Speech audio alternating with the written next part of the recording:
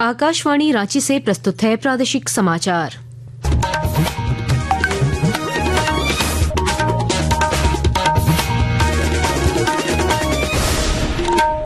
नमस्कार, प्रादेशिक समाचारों के साथ मैं कामिनी। गुजरात के अहमदाबाद एयरपोर्ट पर एयर इंडिया के विमान का बड़ा हादसा हो गया है। एयर इंडिया का विमान टेक ऑफ के दौरान दुर्घटनाग्रस्त हो गया है। यह हादसा मेघानी नगर के गुजसैल के पास हुआ। एनडीआरएफ द्वारा घटनास्थल पर राहत और बचाव कार्य जारी है। यह विमान अहमदाबाद से लंदन की उड़ान पर था। प्रारंभिक जानकारी के मुताबिक विमान के इंजन में तकनीकी खराबी के कारण यह हादसा हुआ। केंद्रीय कृषि मंत्री शिवराज सिंह चौहान ने कहा कि विकसित कृषि संकल्प अभियान जमीनी स्तर पर किसानों की समस्याओं और चुनौतियों को समझने में मदद करेगा। इस अभियान के समापन के अवसर पर गुजरात के बारडोली में किसान सम्मेलन को संबोधित करते हुए श्री चौहान ने भारत के कृषि पुनर्जागरण के लिए केंद्र सरकार के महत्वाकांक्षी रोड मैप को रेखांकित किया। प्रधानमंत्री नरेंद्र मोदी के परिकल्पना के बारे में बताते हुए श्री चौहान ने व्यापक विकसित भारत पहल के अंतर्गत विकसित कृषि संकल्प अभियान के तहत जमीनी स्तर पर की गई खेती के तरीकों के साथ वैज्ञानिक अनुसंधान के एकीकरण पर जोर दिया। कृषि वैज्ञानिक, किसान, राज्य और केंद्र सरकार मिलकर काम करेगी। एक राष्ट्र, एक कृषि और एक टीम की भावना से ये वैज्ञानिक और कृषि विभाग किसानों के साथ लगातार खड़ा रहेगा, संपर्क करेगा और खेती के दिशा को और बदलने की कोशिश करेगा ताकि हम देश के अन्न के भंडार भी भर सकें। और प्रधानमंत्री जी जो कहते हैं कि दुनिया का फूड बास्केट अगर कल कोई बनेगा तो भारत बनेगा। हम अपनी जनता का भी पेट भरेंगे और दुनिया का पेट भरने का काम भी भारत करेगा। केंद्रीय आयुष मंत्री प्रताप राव जाधव ने भारत और विश्व स्तर पर योग को एक परिवर्तनकारी स्वास्थ्य अभ्यास के रूप में बढ़ावा देने में मोदी सरकार के निरंतर प्रयासों पर प्रकाश डाला है। आकाशवाणी समाचार के साथ एक विशेष भेंट में आयुष मंत्री ने केंद्र सरकार की उपलब्धियों के बारे में बात की, जिसमें वर्ष 2014 में आयुष मंत्रालय के निर्माण से लेकर दुनिया भर में अंतर्राष्ट्रीय योग दिवस मनाने की भारत की महत्वपूर्ण पहल शामिल है। इससे भारत की प्राचीन विरासत विश्व मंच पर आगे आई है।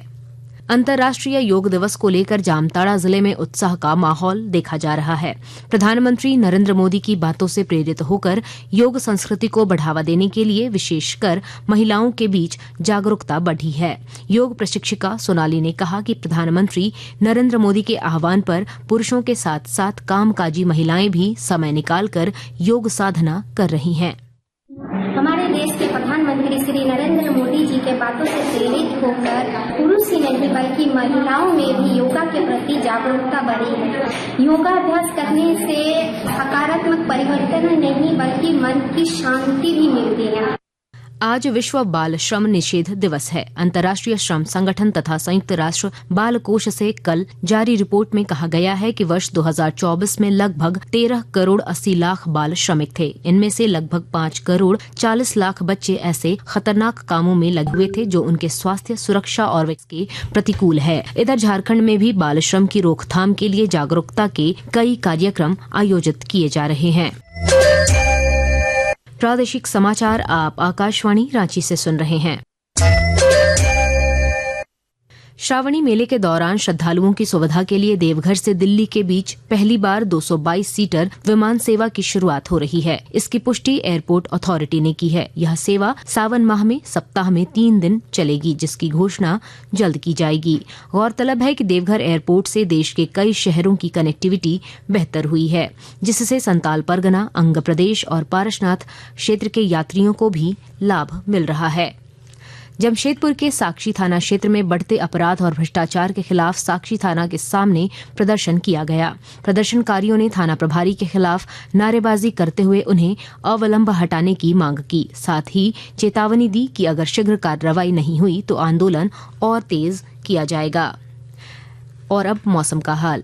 राज्य के अधिकांश जिलों में पिछले कुछ दिनों से बारिश नहीं होने की वजह से गर्मी और उमस बढ़ गई है। आज रांची में अधिकतम तापमान 34 डिग्री सेल्सियस दर्ज किया गया। मौसम विभाग ने 14 जून से राज्य के विभिन्न हिस्सों में हल्के से मध्यम दर्जे की बारिश की संभावना जताई है, जिससे राहत मिलने की उम्मीद है।